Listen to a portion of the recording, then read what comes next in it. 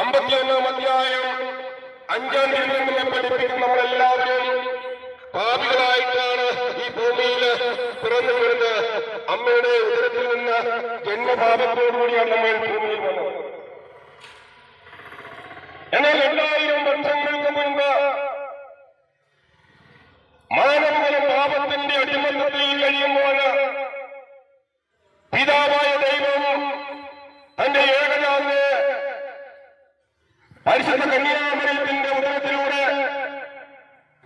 ഈ ഭൂമിയിൽ ബത്ലഹേമിലെ കാലിത്തൊഴുത്തിന് പിറന്നു വീണപ്പോൾ സന്ദേശമായി ദൂതന്മാർ പറഞ്ഞു, ഈ സകല ജനത്തിനും വേണ്ടിയുള്ള സന്തോഷത്തിന്റെ സദ്വാർത്ത ഞാൻ നിങ്ങളെ അറിയിക്കുന്നു. നമുക്കായിട്ട് ദാവീദിന്റെ പട്ടണത്തിൽ ഒരു രക്ഷകൻ പിറന്നിരിക്കുന്നുവെന്ന്. ഹല്ലേലൂയ. പ്രിയരെ, സകല ജനത്തിനു വേണ്ടിയാണ് ഈശോ മിശിഹാ ഭൂമിയിൽ വന്നത്. ഒരു മതവിവാഹത്തിന് വേണ്ടിയല്ല. മുസ്തഫയ്ക്ക് വേണ്ടിയും രാമന് വേണ്ടിയും ചാക്കോച്ചിന് വേണ്ടിയുമാണ് ഈശോ മിശിഹാ ഭൂമിയിലേക്ക് വന്നത്. 4 സുവിശേഷകന്മാര് ഈശോയുടെ വരവിനെ കുറിച്ച് നമ്മുടെ വിശുദ്ധ ബൈബിളിൽ എങ്ങനെയാണ് പ്രതിപാദിക്കുന്നത്? മത്തായിയുടെ സുവിശേഷം നമ്മൾ വായിക്കുമ്പോൾ നമുക്ക് കാണുവാൻ കഴിയും, അനുഭവിക്കുന്ന ഭാവിയെ തേടിയാണ് ഈശോ മിശിഹാ ഭൂമിയിൽ വന്നത്. മർക്കോസിന്റെ സുവിശേഷം 10-ാം അധ്യായം 45-ാം തിരുവചനം പറയുന്നത്, ശുശ്രൂഷിക്കപ്പെടാനും ശുശ്രൂഷിക്കാനും അനേകർക്ക് വേണ്ടി സ്വന്തം ജീവന മോചന ദ്രവ്യമായി നൽകാനാണ് ഈശോ മിശിഹാ ഭൂമിയിൽ വന്നത് എന്ന്. ലൂക്കായുടെ സുവിശേഷം നമ്മൾ വായിക്കുമ്പോൾ കാണുവാൻ കഴിയും, അന്തർക്ക് മോചനം, അടിച്ചമർത്തപ്പെട്ട സ്വാതന്ത്ര്യം, പുത്രസ്വീകാര്യമായ മത്സരം പ്രഖ്യാപിക്കുവാനാണ് ഈശോ മിശിഹാ ഭൂമിയിൽ വന്നത്. യോഹന്നാന്റെ സുവിശേഷത്തിൽ നമ്മൾ വായിക്കുമ്പോൾ കാണുവാൻ കഴിയും, നമുക്ക് ജീവൻ നൽകുവാനും അത് സമൃദ്ധമായി നിലനിർത്തുവാനുമാണ് ഈശോ മിശിഹാ ഭൂമിയിൽ വന്നത്.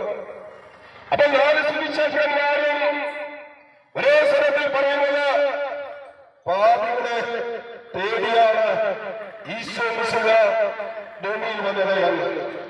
പിതാവായ ദൈവത്തിന്റെ പ്രിയപുത്രനെ ഈ ഭൂമിയിലേക്ക് അയച്ചത് മാനവകുലത്തിന്റെ രക്ഷയ്ക്ക് വേണ്ടിയാണ്. നമുക്കറിയാം, ഇന്ന് നമ്മളെല്ലാം ഒരു നോമ്പ് കാലഘട്ടത്തിലൂടെ കടന്നു പോവുകയാണ്. എന്താണ് പ്രിയ ദൈവജനമേ നോമ്പ്?